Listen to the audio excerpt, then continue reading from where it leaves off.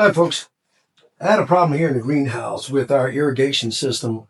The water was coming through and it was coming out in little holes that the guys suggested, but it's too much pressure. We were on city water and it's got a lot of pressure, so it cuts into the soil instead of spreading everywhere.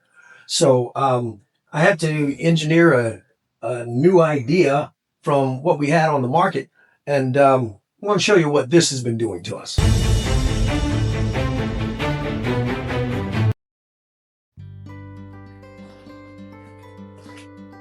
So what this has been doing is it's been coming out and just cutting holes. As you can see here, that's not good. We need it to spread to all the plants, and so it's been making little channels and digging holes. So I've engineered a new idea that I'm going to do throughout the greenhouse, and I'll show you that in just a moment.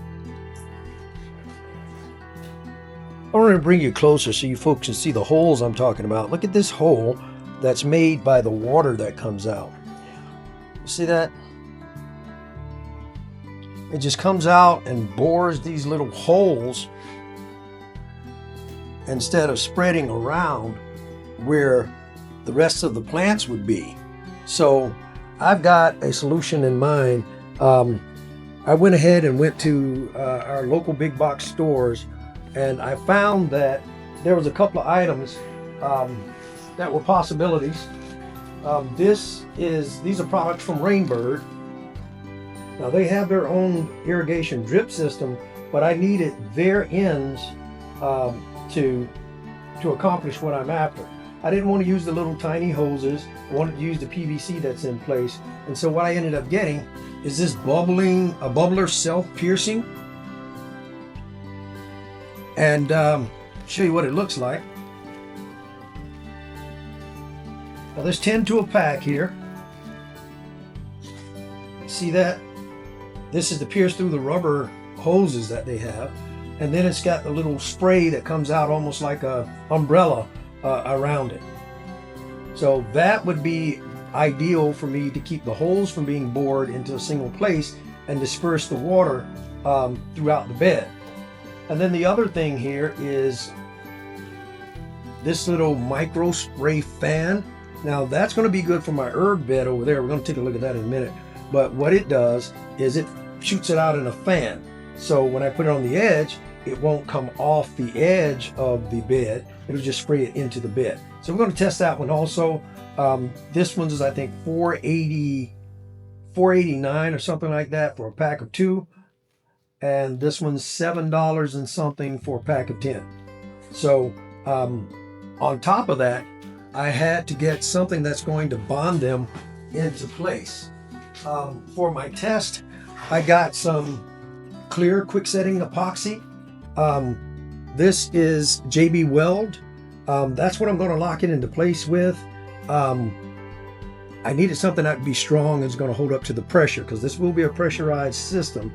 It won't take a lot of pressure, but it'll be a pressurized system. So I couldn't just use some silicone or something that's going to flex and allow it to pop out.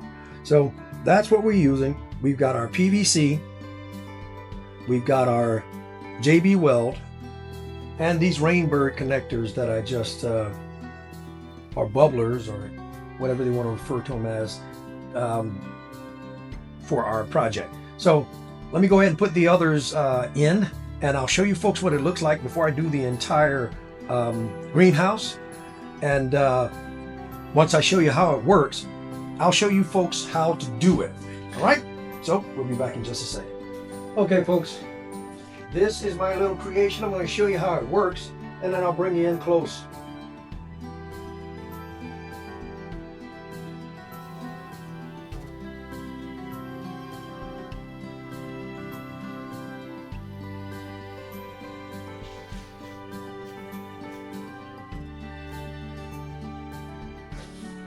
Don't you notice? I'll bring you here a little closer. You see how everything is dispersing well, kind of coming out as a umbrella shape. It's going to disperse everywhere throughout the bed like we want it to, instead of digging a hole. And this is going to be a pressurized system throughout the entire greenhouse. Going to save us money. on water, and it'll evenly distribute the water throughout our greenhouse. Let's take a close look at that.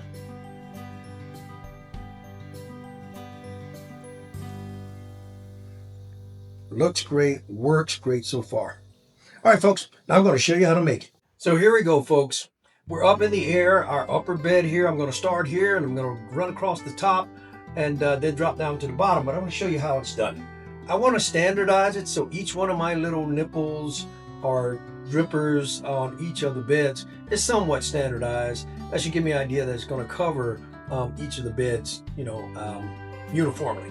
So what I did was I took this and I set it next to the span, since all the beds are the same size. I set it next to the span and I just marked where these are since they worked well on the test on both sides. And then in order to drill through this PVC, it helps to have a little starter point so the bit doesn't wander. So I've got a punch, an automatic punch. The way this works is you put it in a location and you press down and it'll click and make a little puncture hole for you. Works wonderful on metal. Also, it's primary issues, but it's working for me today on the PVC. Mark them all. And I'm going to drill. Now I'm going to use a step bit, and the size I'm drilling to is 7/32. Now I'm enjoying this step bit 7/32 is because where it tapers down into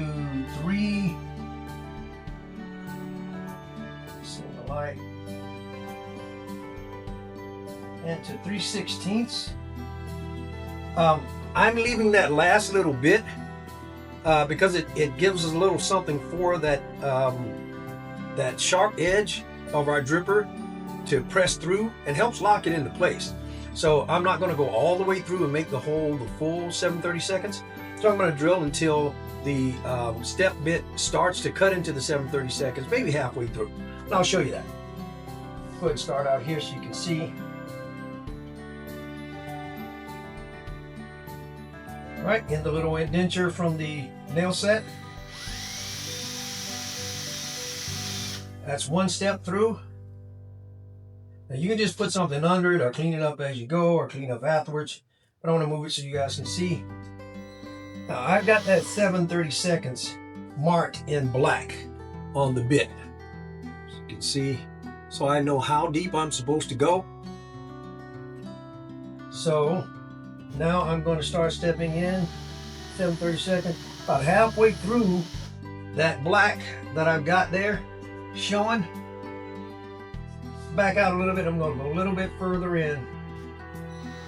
Like I said, I want the hole at the full size, and that's about 3/4 of the way through, and just that little piece at the end is enough for that 3/16, I think, to make it a little bit of pressure needed to go through. I'm going to drill all of these real quick.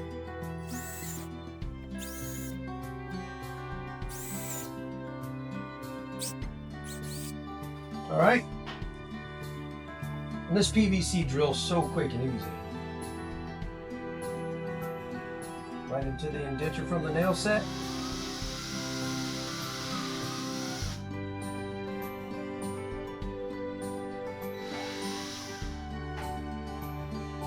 The automatic punch.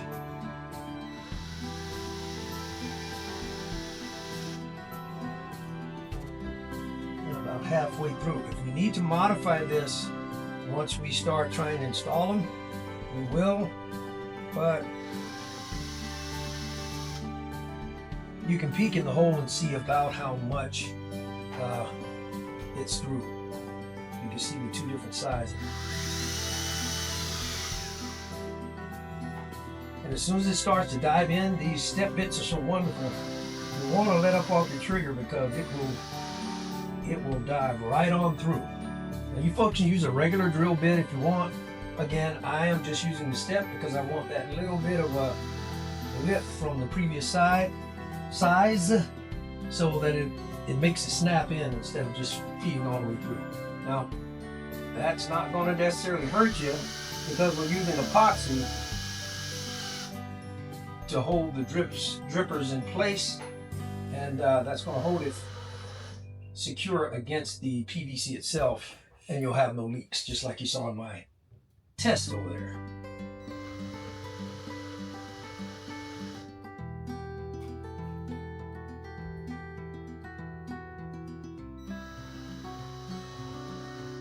And no need to rush. All right, so now all the holes are measured out where they're going, they're drilled, and now we're going to get the epoxy and the drippers, and we're going to install those. We'll be right back.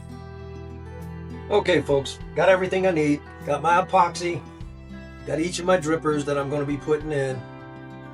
Got a little something to mix the epoxy on. It's a two-part. You got the catalyst that has to be mixed in with the rest of it to make it a full adhesive and to cause it to cure. So we're going to put it right on the paper that it came in. And we're going to go ahead and start these. Now I'm going to show you one and I'll do the rest of them. I'm going to put about as much as I think I'll need for the 6 of them. I may do one side and then the other because it may take a minute to get them in, and I do not want my epoxy to set on me. Now this is supposed to be a 5-minute epoxy, but from the test I did earlier, it seems like it's taking a little longer. I don't know if it's because of the temperature today is roughly about 60, 61 degrees, which isn't cold, but it's not exactly hot out here either. So it's taking a little bit. Now, I'm going to take the beveled edge and point it towards where the pressure's coming from. And folks, here's what I'm doing. I'm going to put it around the base of it, where it's going to adhere to the PVC, and on the opposite side, just back here where the bevel piece is, where it makes the puncture. I'm not going to put it on the side. I don't want it to get in the way of the water. I'm going to put that beveled edge with the sharp end towards this way and the beveled edge that way so the pressure comes into it, and I'm going to press it right into the hole. Now remember that 3/16 is what's holding it out, so I'm going to put some pressure on it.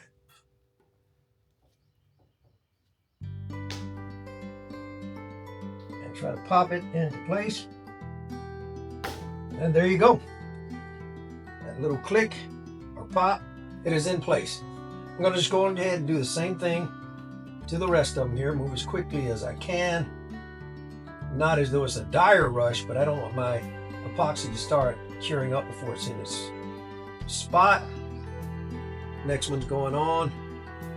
Same way. Pop right into place. I'm going to set those as straight as I can.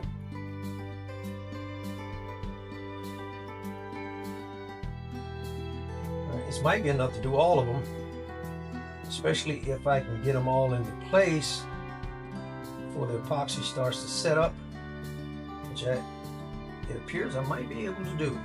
It's going along pretty quick. Same thing here.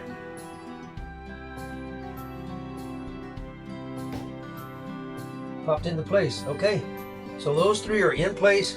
I'll just move down and do the same thing on the opposite side.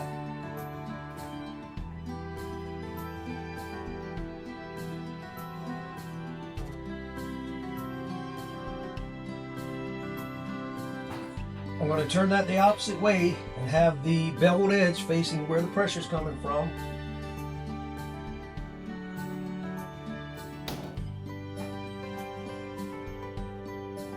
Nice.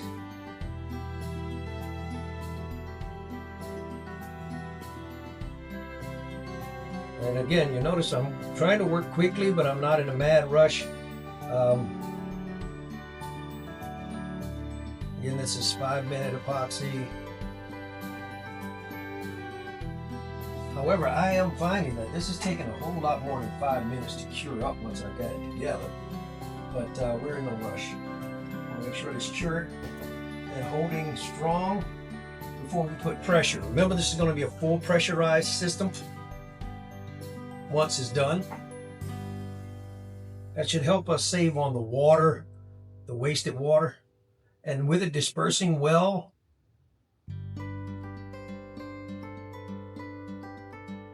we should be able to water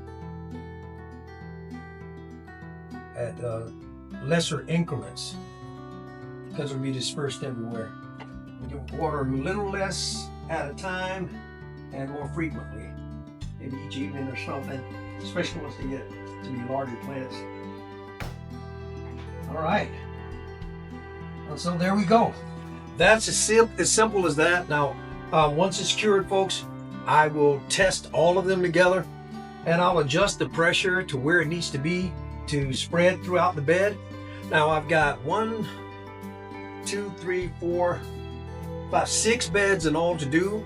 One bed's going to be the fan. I'll show you folks that in just a moment, and the rest of them are going to be this.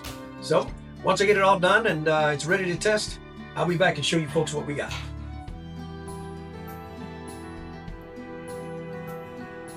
Okay, so I'm going to cut some new pipes because the older one here has too many holes in it to have to fill. You can fill them with screws if you do make a mistake and want a different spot, but I'm going to go ahead and cut a new one. I've got the PVC here, it's schedule 4, and I'm just going to cut a new one. I like this PVC cutter. If you folks have been using the old type stuff where you gotta put it on a saw or something like that, this little cutter here for PVC is amazing. Just ratchet it and it's going to cut it. Just as easy as that. No power needed. All right, we'll put this in as a replacement for the old one.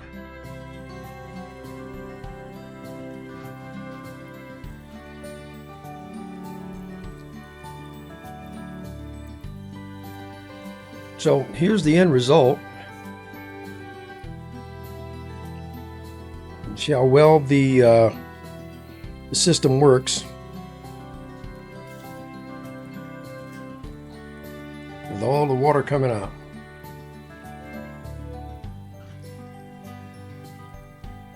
And that's what Dad can do about it.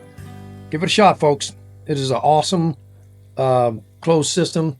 It'll water less time and it'll disperse throughout your beds. Till next time.